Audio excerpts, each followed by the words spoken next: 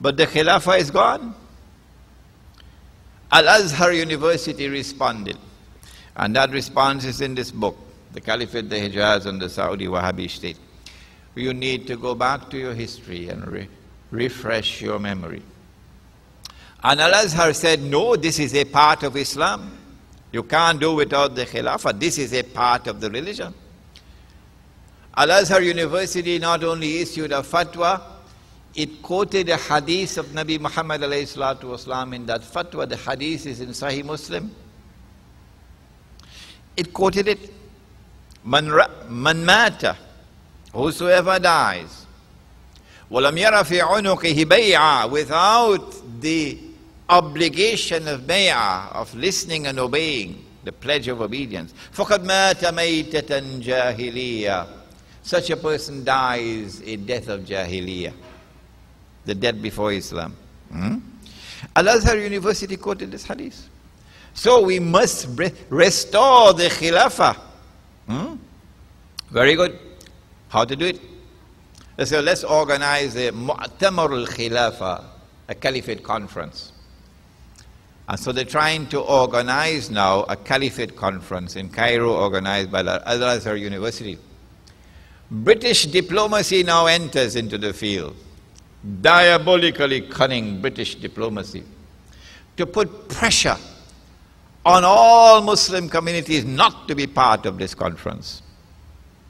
German diplomacy, Russian diplomacy, all of them at work. Al-kufru millatun wahida. And so the most influential Muslim community in the world at that time, which was the Indian Muslim community. The Muslim community of India was the most influential Muslim community in the whole world, with the greatest and the most famous scholars of Islam in India. Maulana Muhammad Ali Jawhar, Maulana Shawkat Ali, Sayyid Sulaiman Nadwi. These were men of commanding stature, commanding respect all over the world of Islam. And they decided to stay away from the Cairo conference. Yeah, this is British diplomacy at its work. The Shia say, we ain't coming to a Sunni conference. The Russian Muslim not allowed to come, the Chinese Muslim not allowed to come. So it ended up as only an Arab conference. That conference was held in the month of May 1926, and you'll read about the proceedings of that conference in this book. Please read this book. We have a few copies at the back. At the end of the conference, they decided, well, Caliphate should be restored, but we don't know how to do it. Because the political situation is such, we can't control Makkah and Medina. The Saudis control it. So let me take a rest, go back home, and come back next year. But at the same time that the Caliphate conference in Cairo was being organized for May and June 1926, British diplomacy worked with Abdulaziz ibn Saud to organize a rival conference in Mecca, rivaling the Caliphate conference. This is the credentials that the Wahhabis have of fidelity to Islam. Here is a conference which seeks to restore the Khilafah, and you organize a rival conference to undercut this one, and that one is timed to coincide with the Hajj. And British diplomacy and Russian diplomacy bring all the Muslim communities to come. So the Indian Muslim community is present in Mecca. This is July 1926. I think some of you were not born as yet. July 1926. It's a large conference. The Indians are there, the Russians are there, the Chinese are there, the Arabs are there, the Persians are there, the Africans are there. Grand conference. But strangely enough, the subject of the Khilafah is not an item on the agenda. What a monstrous betrayal of Islam. And now you want to train scholars of Islam to come to Trinidad to preach Islam to me? Huh? You have monstrously betrayed Islam, being part and parcel of an effort for the destruction of the Khilafah, and you want to establish institution of Islamic learning to train scholars of Islam to come and preach Islam to it? Now we are blind and we are stupid. No. The king now addressed the conference, Abdulaziz ibn Saud.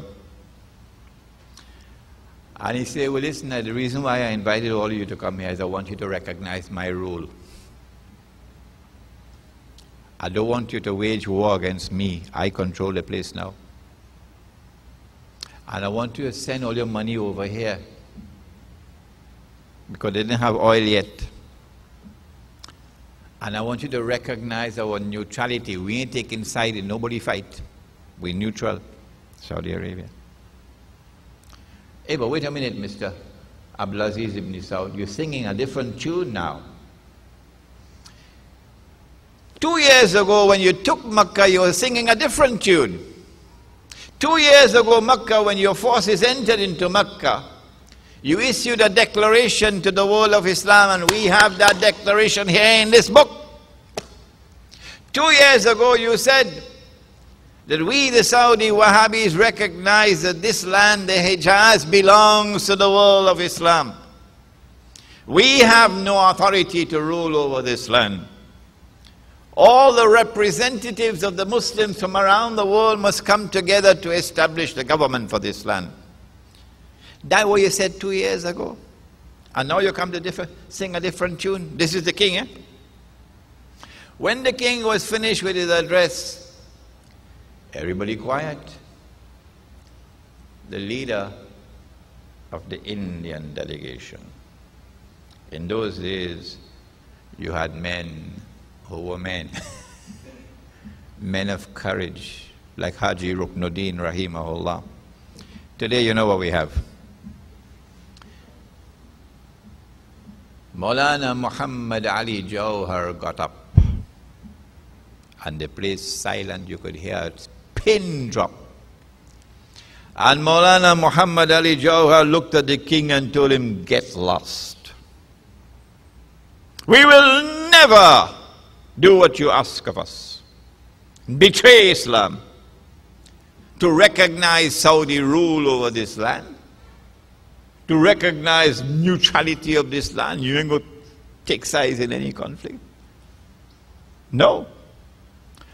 Once that scholar of Islam stood up and spoke, nobody can say, Everybody quiet. Nobody dares to get up and disagree with him. What a people we had. 1924. And so the conference ended with a refusal of the request of the king. Yes. They decided that the conference must reconvene every year at the time of the Hajj, but it never came back again, because the Saudis had been put in their place. Once those two conferences ended in 1924, that was it. The world of Islam had tried to restore the Khilafah, and it could not be restored. And so since 1924, we do not have the Khilafah. And therefore, we do not have the Jama'ah. What do we do when you do not have the Jama'ah and when you do not have the Khilafah? What do you do? I leave behind me two things. So long as you hold on to them, you will never go astray. The answer is, Ittaqullaha mastata'atum. Fear Allah to the extent that you have capacity to do so. And so until such time as the Khilafah can be restored, and of course it's coming back. George Bush can't stop it. The Khilafah is coming back. That model of a state is going to be restored, which recognizes Allah as sovereign. Allah is Al-Akbar. which recognizes Allah's authority as supreme, which recognizes Allah's law as the highest law. That model of a state is coming back. When Allah made something haram, the state will ensure it is haram, illegal. And when Allah made something halal, the state will ensure that it's halal. That model of a state is coming back. But it cannot come back until we can liberate Mecca and recover the Hajj.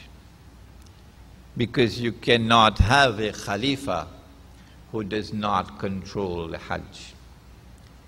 And you cannot liberate Mecca and recover control over the Hajj so long as Britain and the United States and Israel have military control over the world.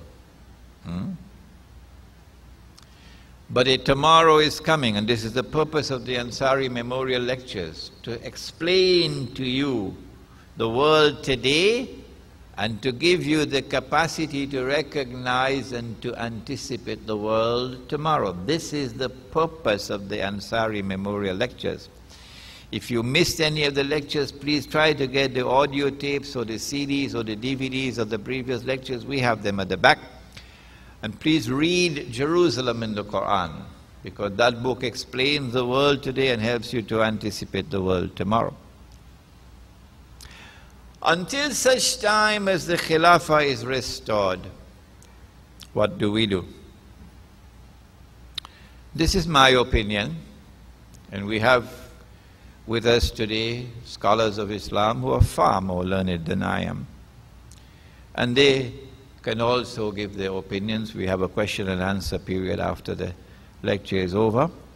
My opinion is that until such time as the Khilafah is restored, our foremost objective should be, how best can we hold on to Islam so we don't lose Islam? The time will come when a man, in order to preserve his religion, would have to flee to the mountainsides where rain falls and take with him some sheep and goats. Yes, said Nabi Muhammad alayhi salatu wasalam. And so the war on Islam is going to be intensifying. And our objective must be to preserve the deen, preserve Islam. 50 years ago, you would hardly hear about Patrick Ali and Benjamin Mohammed, but now it's commonplace. Tony